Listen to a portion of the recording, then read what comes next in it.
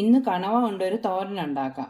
അതിനാദ്യം കണവ ഞാൻ നല്ലോണം ക്ലീനാക്കി കുക്കറിനകത്ത് ഇട്ടിട്ടുണ്ട്. കുറച്ച് മഞ്ഞൾപ്പൊടി ഇട്ട് കൊടുക്കാം, ഉപ്പ്, കുറച്ച് വെള്ളം കൂടെ ഒഴിച്ചു കൊടുക്കാം. ഇനി ഇതൊന്ന് വേവിച്ചെടുക്കാം. ഈ തോരൻ ഒരു അരപ്പ് റെഡിയാക്കാം. ഒരു കപ്പ് തേങ്ങ എടുത്തിട്ടുണ്ട്. കുറച്ച് മഞ്ഞൾ കൂടി ഇട്ട് കൊടുക്കാം, കുറച്ച് മതി. കുറച്ച് കുരുമുളക്, പെരിഞ്ചീരകം. ഇനി ഇത് ഒന്ന് ക്രഷ് ചെയ്തുകൊണ്ട് വരാം. ചെറുതായിട്ടൊന്ന് ചതഞ്ഞാൽ മതി. ചട്ടി വെച്ച് ചട്ടി ചൂടായപ്പോൾ കുറച്ച് വെളിച്ചെണ്ണ ഒഴിച്ചു കൊടുക്കാം. ചെറിയുള്ളി ഇട്ട് കൊടുക്കാം. ചെറിയുള്ളി എത്ര ഇടുന്നോ അത്രയും നല്ലതാണ്, ടേസ്റ്റ് കൂടും.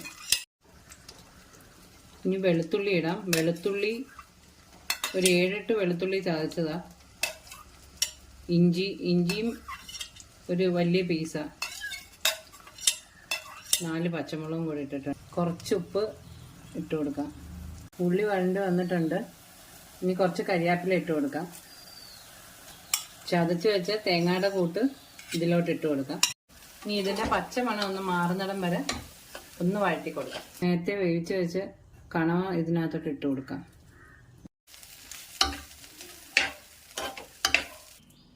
കണവ തോരൻ റെഡി ആയിട്ടുണ്ട്. എല്ലാവരും ഇതൊന്ന് ട്രൈ ചെയ്ത് നോക്കണേ.